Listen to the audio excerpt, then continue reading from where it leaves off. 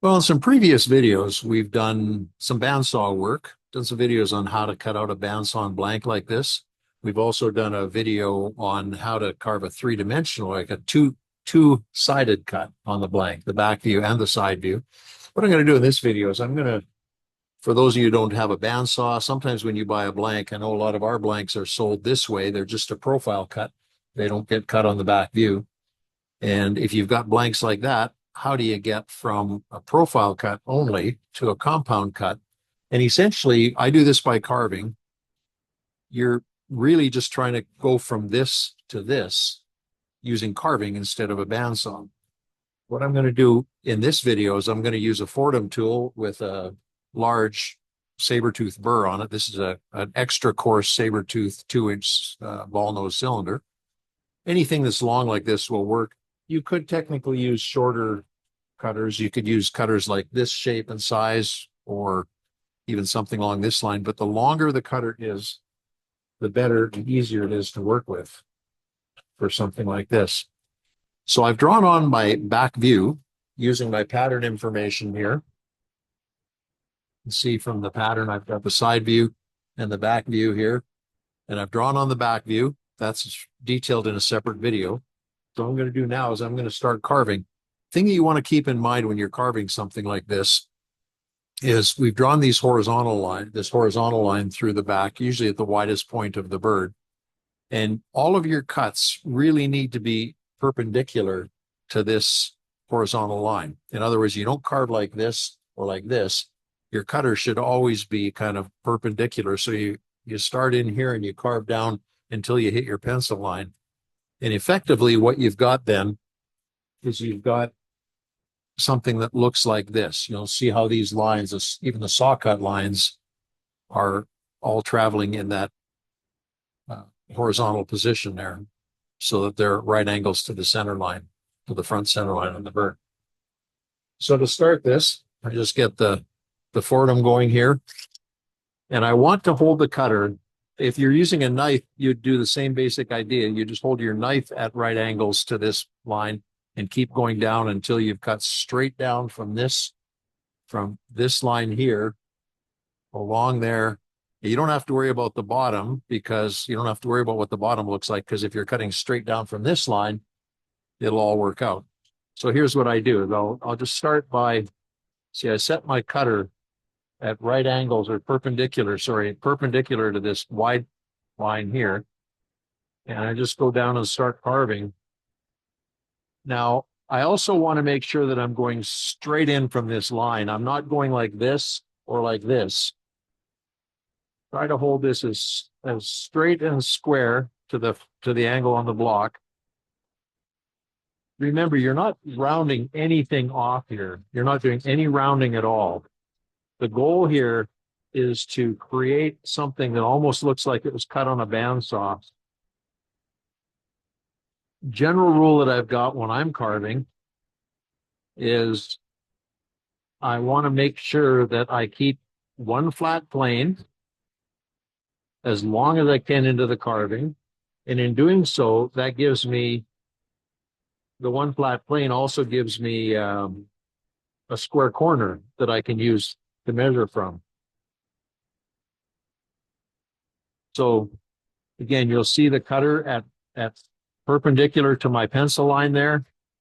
And I just kind of keep going down here. I'm not pushing very hard. You see that I'm getting closer to the line on some of this, but it's easy to get off kilter like this and have your cutter off the wrong angle. Try to always make sure you keep it. This is really important if you're going to have a successful cut on this. Try to always keep your cutter at the right angle. I can't really stress that enough. Always be checking to make sure. Now you notice I'm getting deeper down in here. I'll take all this off later. What I want to do to start with is I want to get carving down here until I hit my pencil line. Continuing closer and closer. It's a little bit challenging with the angle of the Fordham and the angle of the camera and everything else. challenging to carve this in a way that you'll be able to see on this side anyway, that you'll be able to see the pencil line and how I get carved down to the pencil line.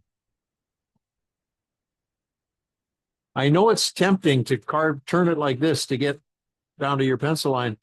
It seems like it'd be easier, but then your cut isn't going to be accurate. Kind of have to trust the process.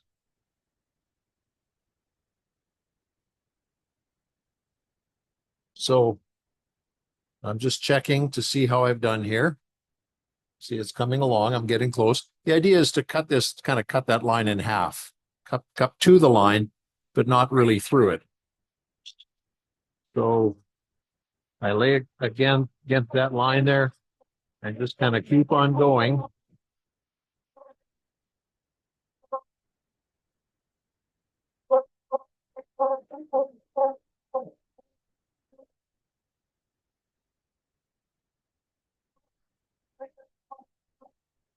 I'm still holding this cutter parallel to that pencil line that I have there. And I just keep going down until I hit the pencil line.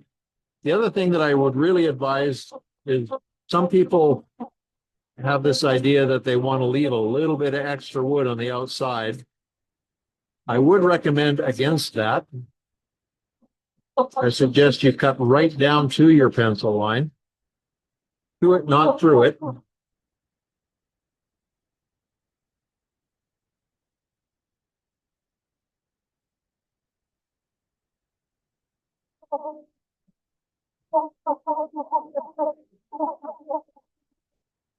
Okay, so you can see here now as I've cut to that line. In doing it this way, I've got a nice corner here that I can use later on when I go to measure things. So I've kind of done this one quadrant of the bird. Now what I want to do is I want to come from the other side and finish this, like still with my cutter holding at perpendicular to this pencil line here. I want to come the other way. Now there's a word of caution when you're using a cutter like this on any kind of wood carving. The cutter is turning in this direction here. When the forwardum is set at the forward speed direction, the cutter turns this way. And if it comes and hits this corner here when you're carving, if you're carving along like this and you hit this corner, that cutter's very high likelihood that cutter's going to grab on the corner and run around on you. It's going to grab and it's going to pull. And if your fingers are in the way, that can really not be nice. What I recommend is for a cut like this, the forwardum tool has a reverse direction setting. And if I turn it in reverse, it starts going the other way. Some people actually like to carve in reverse most of the time because when it's going in reverse, it spits the wood shavings and sawdust away from you. I find I've got better control in the forward direction, but the reverse works really, really well also. What you can also do if you like working in forward and you just want to get started here is put this in the reverse. Put this into reverse, which I've just done on the motor. You see that it's turning away from me now, and I can safely go off that back end of the cut without having to worry about that cutter grabbing and running on me. The nice thing about these cutters is they work equally well in forward or reverse. They cut beautifully either way. And if you're using a micromotor or a forwardum, you've got that reverse capability. If you're working with something like a Dremel tool or some of the other tools that don't have reverse, like an inexpensive flex shaft tool or something, and it doesn't have reverse, you either have to turn this around and come off the other way, or maybe take a knife or something and knock this corner down so that you're not going to run into a problem with this thing grab and run.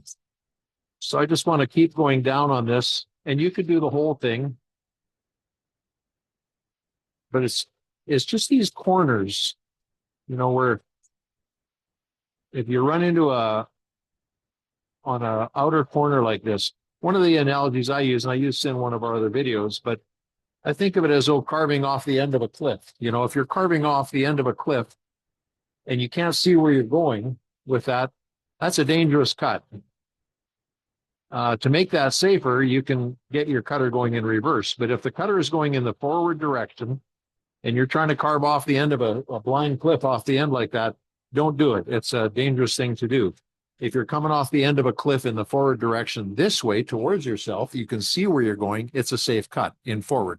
But in reverse, which is what I'm at now, it would grab and run if I tried. So you always want to be careful of that, especially when you're using um, these aggressive carbide tooth burrs. But you'll see I'm not pushing hard. I'm holding my cutter at right angles to this pencil line here. And I'm just going down until everything lines up. I'm almost there.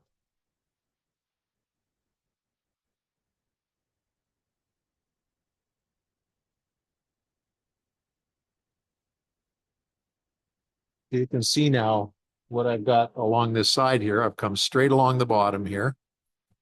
Not quite there, just about. There we go. I think I'm there now.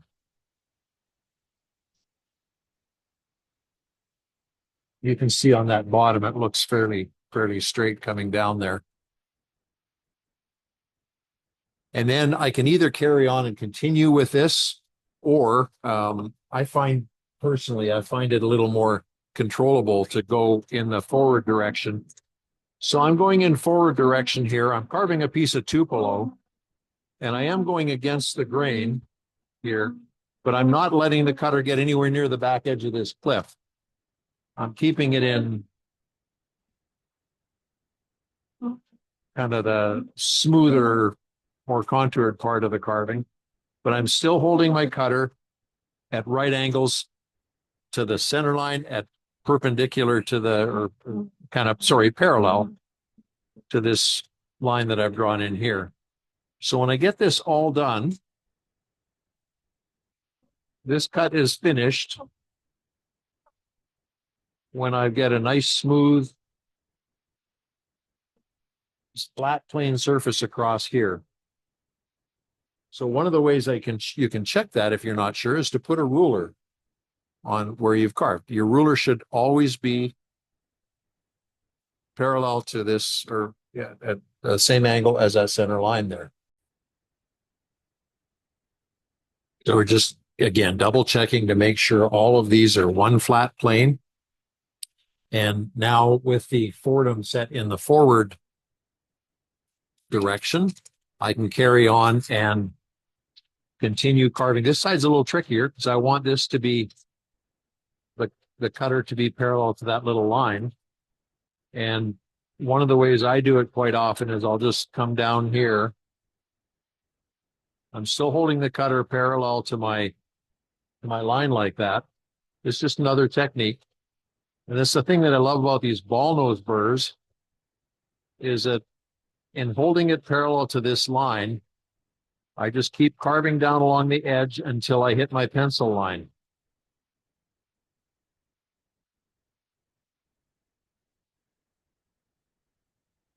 And trying to be careful to hold this parallel to that little reference line there.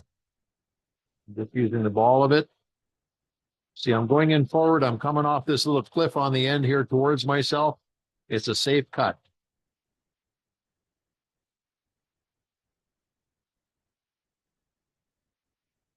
Keeping that cutter parallel to that line.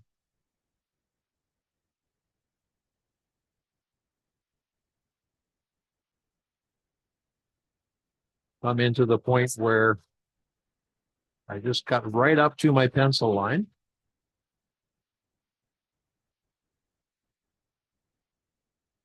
That's my starting point. You can see where I've gone in there like that. And then I can just keep on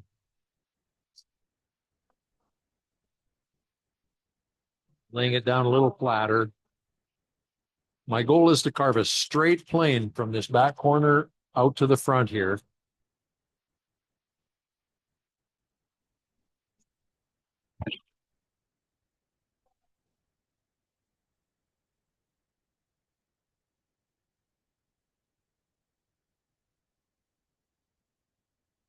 Now, at some point with this, what I'm probably going to end up doing is I'm going to end up turning this around this way.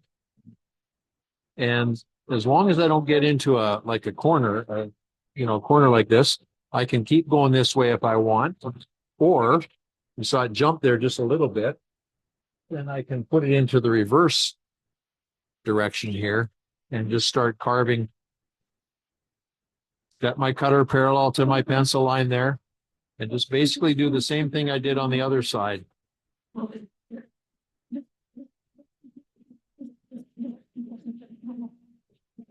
As I did on the other side, only I'm going in reverse now.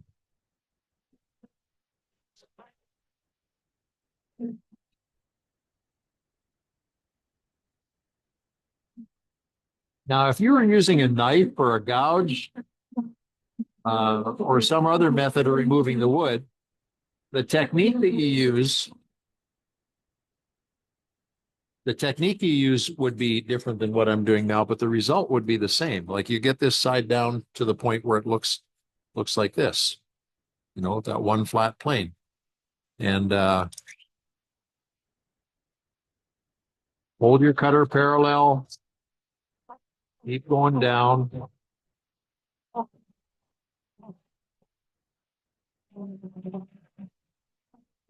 I can't really stress enough. I've mentioned it many, many times how important it is to try to hold your cutter parallel to that line across here. And if something happens and you accidentally kind of chew through the line, I strongly recommend get your pencil out and draw that line back in again.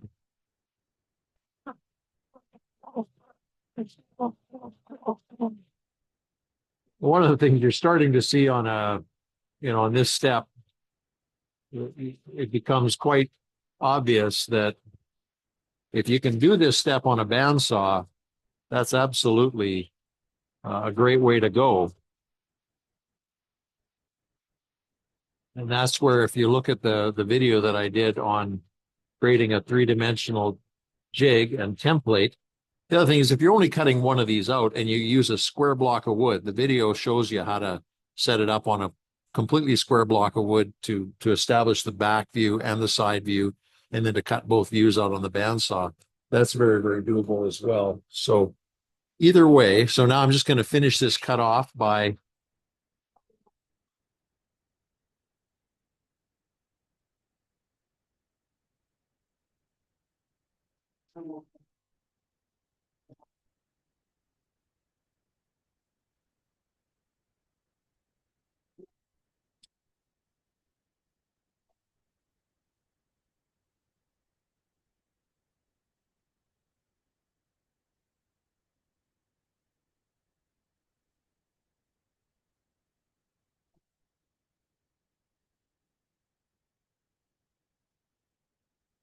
notice I'm still parallel to my little line there. And keep taking this down until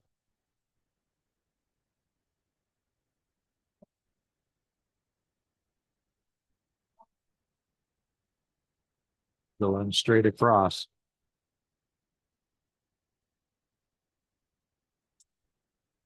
Now I'm just going to sketch this in just a little bit more. I've come through it just a little bit here. I think most of this is going to be carved off on ultimately anyway, but for this reference now, I'm going in forward direction here. I just want to make sure that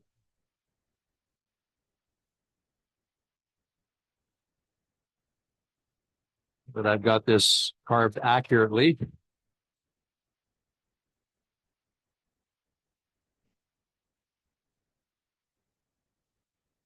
I think I'm pretty good there. I did get a little bit of an indent, tiny little bit of an indent down in here. This isn't going to cause me any grief, but I've tried to make that as flat and straight as I can on both sides here, parallel to this pencil line. And then what I want to do now is I want to do the same thing with the top of the head. So if I use the ball,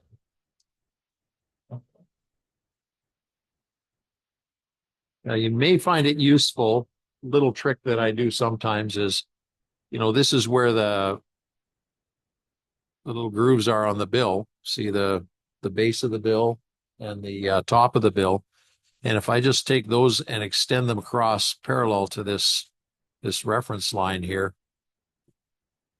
just like that. The front of the head, the face here where the bill is a little trickier. The back is a little bit easier to do. But I take the ball end of the cutter here.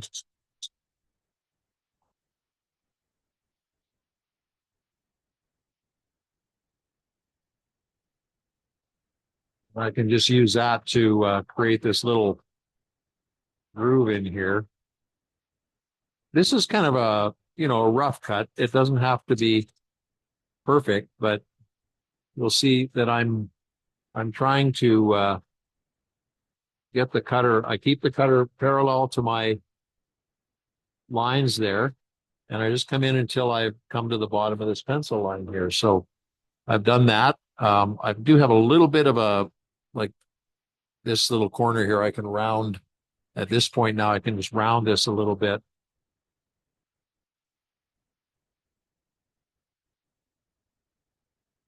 And it can be helpful, just for reference, again, to when you've carved off a little of that line, carve off a little bit on the other side. So now this is nice and round coming along here, just like it would be like when I cut on the bandsaw. See, you've got a round corner here on the bandsaw, and then the bottom of the bill will do the top of the bill again here right away. But never hurts to sketch these lines in. And from now on the top part of the bill, it's where I love the ball nose cutters as opposed to a straight cylinder. A little easier to work this out with a ball nose cutter.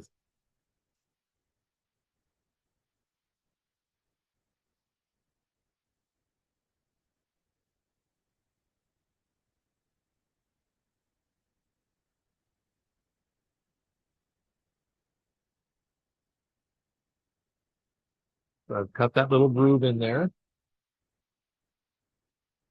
And now I can take this and remember to keep your cutter parallel to that line. It's something that I see in the carving classes so often.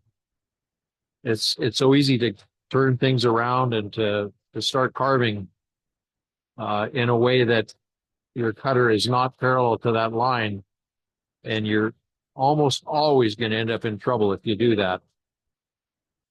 So now what I'm really trying to do, this line that I've drawn is helpful, but what I'm really trying to do is I'm just trying to go from this low spot here to the center line and make everything as round as I can, but keeping one flat plane. So because I drew this in manually, this line, I maybe end up cutting through that line a little bit in order to make things look nice and round.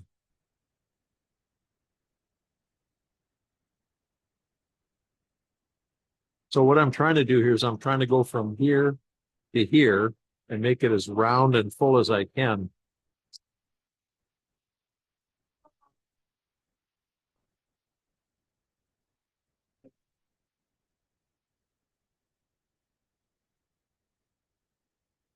And it's okay with the saw whet owl.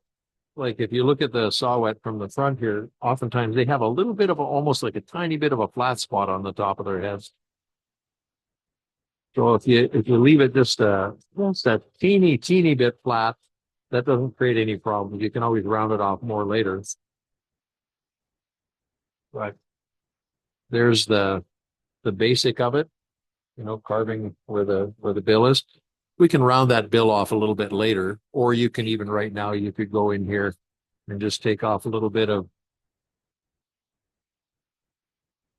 material just to make that the bill bump, just to make it a little bit rounder.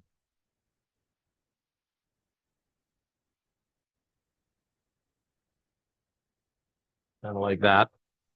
So I've done the bottom part of this blank. And then the last thing that I've got to do now is to get this other side roughed out. And I'll just holding my cutter parallel to my reference line there. I'll just keep going. I'm not pushing very hard. I'm letting the cutter do the work for me. And keep going down until my cutter touches this pencil line on the corner here.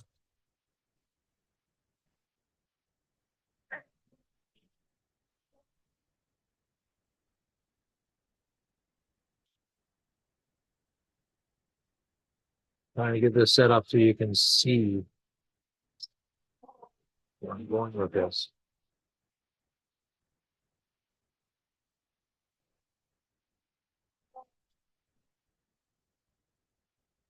Keep it parallel. I actually got a little off this way just now. So just take your time. Make sure that your cutter is parallel to your line. And before I finish this off, I'm just going to come with the ball nose here, and I'm going to use the ball nose end of this to bring the back side of this head a little more into consistency with what I've already carved here.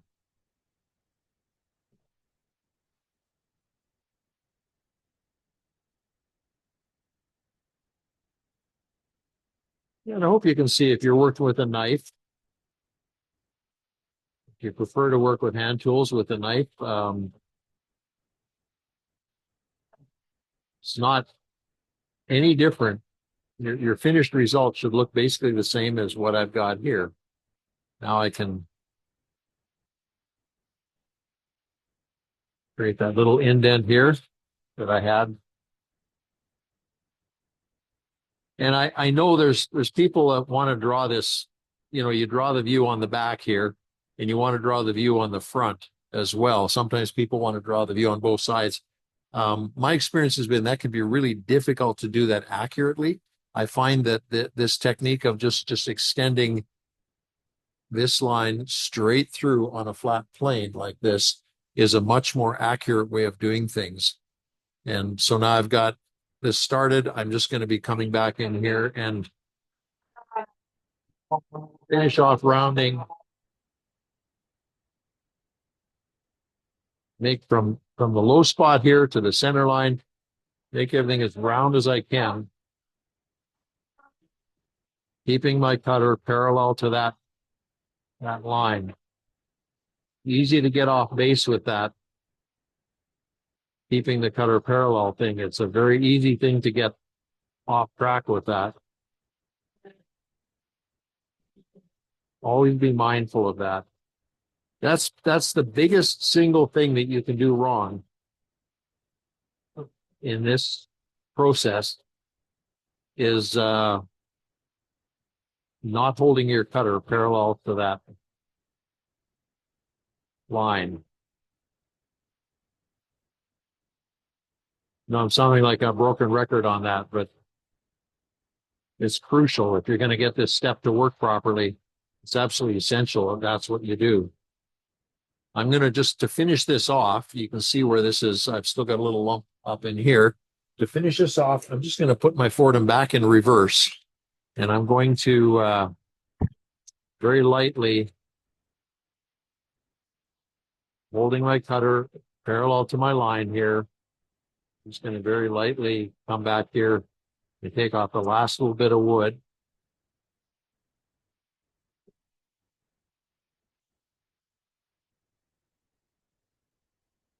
So I hope you can grasp the concept of one flat plane on all of this. See, when you start rounding things off, you start actually rounding things off, you eliminate all the flat planes, you eliminate all the corners, that kind of stuff. And at this stage of the carving, I still want to make sure that I have at least one flat plane. So anywhere I go on this bird, I've got one place that I can set a ruler, and that ruler is going to go across nice and flat, just like it did when I've cut this on the bandsaw. You see, I've got a very similar type thing here now. This is the approach that I've always taken when I'm carving something realistic and I want it to be as accurate as possible. I start with an accurate pattern that's been well researched. I cut out the blank, at least the side profile, accurately on the bandsaw. If I can, I'll cut out the back view or some birds a top view on the bandsaw as well. But if I can't do that, if it's not practical, then I can create this same blank, same idea, using a Fordham tool. And you see how square corners. So later on, you can see the other videos where we've gone from this blank to get the eyes in place in the first part of the video. The second place is then where we round the whole bird off. And then the third video shows how we draw the feathers on. And that will get the saw-whet owl roughed out. We have lots of content for that on our YouTube channel. And then we're in the process right now of putting together an actual workshop that covers all of the texturing and painting techniques that we're going to be doing in our classes here. So I hope you enjoyed this video. I hope you learned something. Make sure you subscribe to our channel. We'd really appreciate it. And we appreciate any support you can give us. We'd love to be able to share this with you. Good luck with the carving.